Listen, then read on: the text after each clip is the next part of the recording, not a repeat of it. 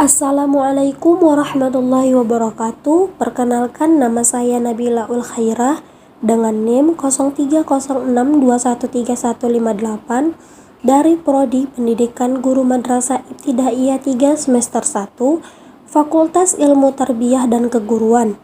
Adapun tujuan saya dalam pembuatan video ini yaitu untuk memenuhi salah satu tugas mata kuliah Ilmu Tauhid dengan dosen pengampu Bapak Ramadan Lubis.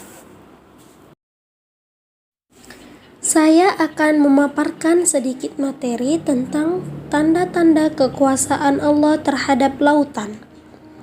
Laut merupakan salah satu tanda-tanda kekuasaan Allah.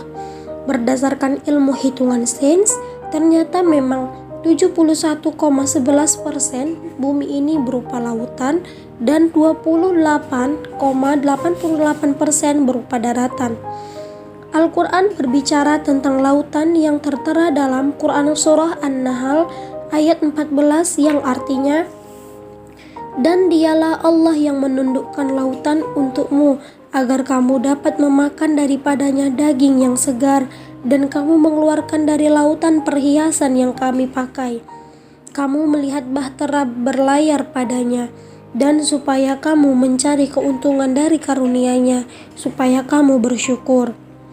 Atau Quran Surah Al-Fatir ayat 12 yang artinya, "Dan tiada sama antara dua laut, yang ini laut tawar, segar, sedap diminum, dan yang lain asin lagi pahit.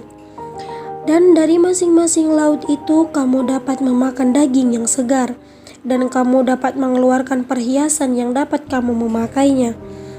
Dan pada masing-masingnya kamu lihat kapal-kapal berlayar membelah laut, supaya kamu dapat mencari karunia-Nya dan supaya kamu bersyukur."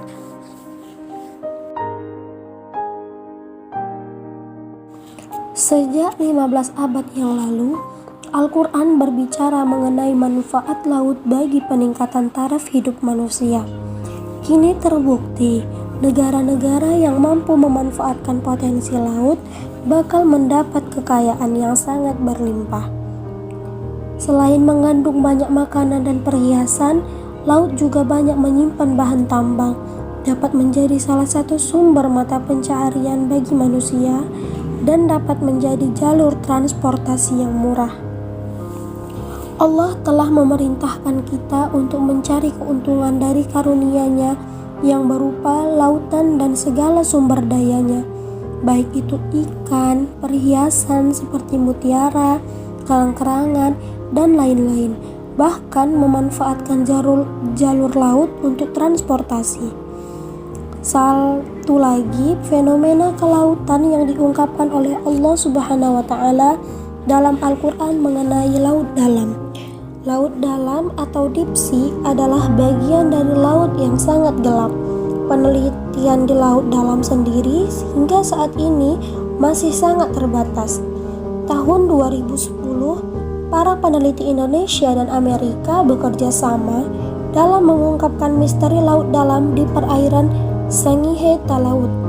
Ekspedisi ini telah mengungkap tentang lapisan kegelapan di laut dalam, kehidupan hewan dan tumbuhan di dalam kegelapan di bawah laut, dan gunung-gunung api yang menyemburkan panasnya.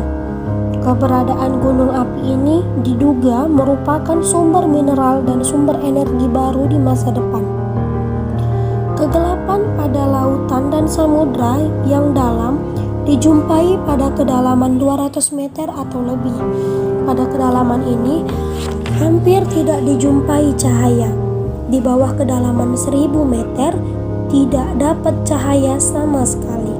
Hal ini terdapat dalam Quran Surah An-Nur ayat 40 yang artinya, "Atau setiap gelap gulita di lautan yang dalam, yang diliputi dalam ombak, yang di atasnya ombak pula, di atasnya lagi awan, gelap gulita yang bertindih-tindih, apabila dia mengumpulkan tangannya, tiadalah dia dapat melihatnya. Dan barang siapa yang tiada diberi cahaya atau petunjuk oleh Allah, tiadalah dia mempunyai cahaya sedikit pun." Itulah beberapa tanda-tanda kekuasaan Allah terhadap lautan yang sebenarnya masih banyak lagi. Sekian pemaparan materi dari saya.